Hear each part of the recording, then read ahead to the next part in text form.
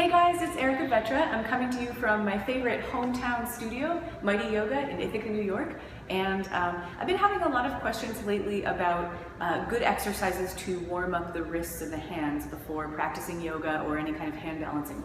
So I thought I would share with you what I usually do to warm up my wrists before I practice.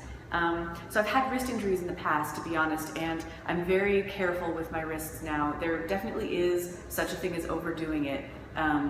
Especially, I mean, the wrist is a very delicate joint. You're putting a lot of pressure on your hands when you're practicing yoga, especially when you're working with inversions and arm balances. So it's really important to build up muscles in those wrists and in your hands and in your fingers, and it's important to warm them up properly so that you don't do any damage. You really want to take care of these things.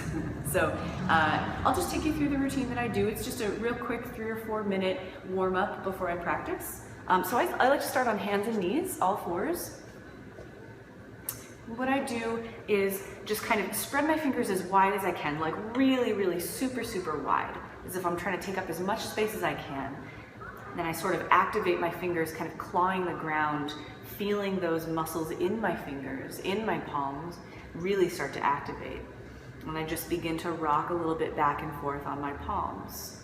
This is a real simple movement. Start really small. You're just kind of stretching into the wrists. Feel free to start coming forward a little bit more. I'll change my angle so you can kind of see here. You're just kind of taking the hips and the heart forward and back and forward and back. Just getting some basic mobility in here.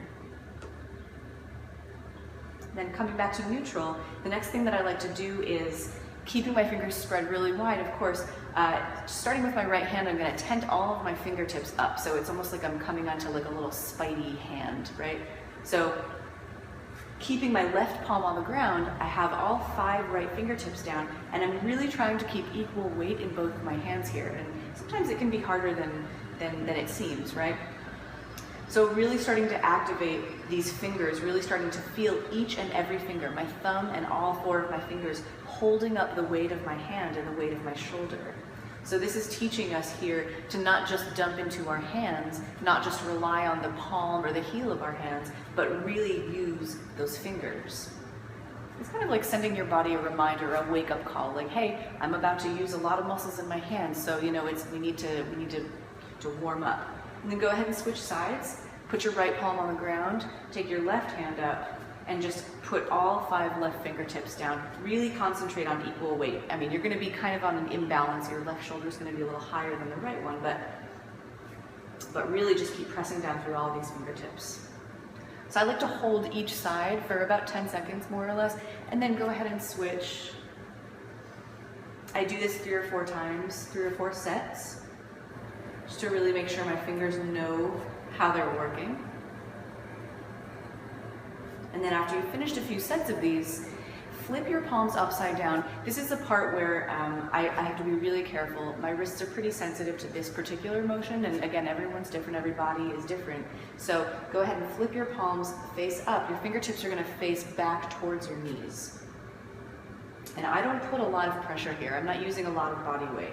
So I kind of get used to this feeling, stretching my wrists the opposite way. Always keep your fingers spread really wide, and then start to rock, just very gently back and forth. And you can apply more pressure as you feel more comfortable with it. Like I said, this one's hard for me, so I go pretty easy on it. I'm pretty light with it. Just a little bit. And as you're ready, release.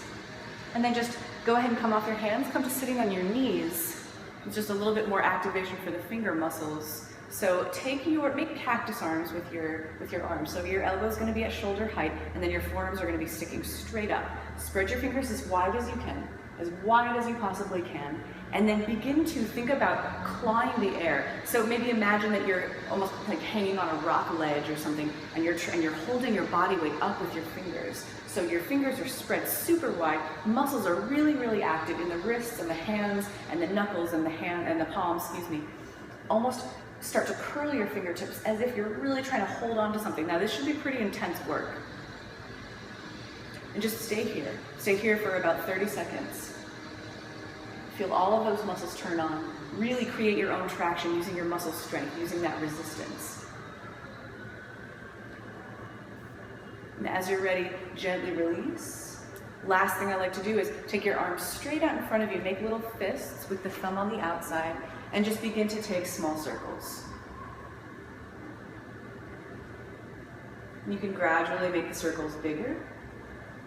Make sure that you switch directions. I like to do 10 on each side, 10 in each direction. You might feel some cracks and pops as this happens. And then as you're ready, release. And gently kind of move your fingers around, shake them out. And you should be a little bit warmed up for some hand balancing or just some regular sun salutations or yoga practices. So this is kind of what I like to do, like I said, before I practice, even before I do push-ups, anything like heavy hand work or heavy arm work.